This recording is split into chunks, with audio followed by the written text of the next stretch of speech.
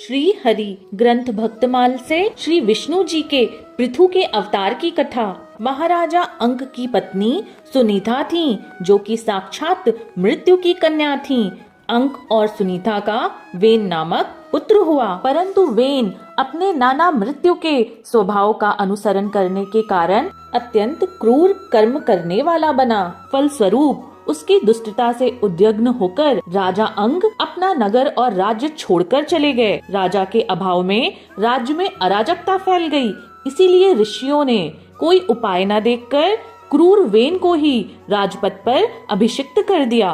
स्वभाव से ही क्रूर वेन ने ऐश्वर्य प्राप्त कर अत्यंत उन्मत्त होकर, विवेक शून्य होकर सभी धर्मात्माओं, ऋषियों एवं पुरुषों सभी को विनष्ट करने पर तुल गया। ऋषियों और गुरुओं के समझाने पर समझना तो दूर, उसने सभी की अवहेलना की। तब क्षुब्ध ऋषियों ने क्रोध करके हुंकार मात्र से वेन को मार डाला। अब राज्य में कोई राजा ना होने के कारण लोक में लुटेरे और दुष्ट प्रजा को हर प्रकार से दुख देने लगे।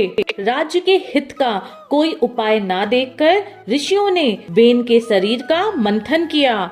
मंथन में वेन की भुजाओं से एक स्त्री पुरुष का जोड़ा प्रकट हुआ। ऋषियों ने पुरुष को पृथु नाम से एवं स्त्री को अर्ची नाम से संबोधित किया। श्री हरि ने ही अंश के अवतार में संसार की रक्षा के लिए यह पृथु का अवतार लिया और अर्ची के रूप में श्री भगवान की सेवा में शाश्वत रहने वाली श्री लक्ष्मी जी प्रकट हुई। वेन के अत्याचारों से उत्पीड़ित पृथ्वी ने समस्त औषधियों और अपने गुणों को अपने में ही छुपा लिया था और वह पूर्ण रूप से जीर्ण हो गई थी।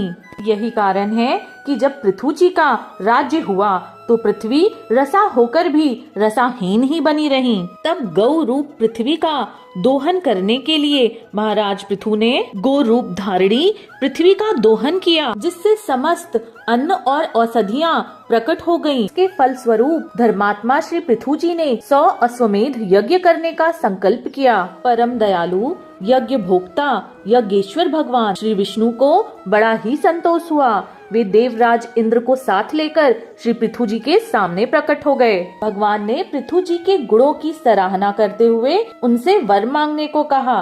तब पृथु जी बोले, मुझे मोक्ष पद की भी इच्छा नहीं है। निरंतर आपकी कथा और कीर्ति सुनने के लिए मुझे 10,000 कान दे दीजिए, जिससे मैं आपकी लीला और गुणों को सुनता रहूं। वर देकर भगवान अंतर्ध्यान हो गए। राजा पृथु धर्म पूर्वक प्रजा का पालन करने के उपरांत अंत में श्री हरि के चरण कमलों का चिंतन करते हुए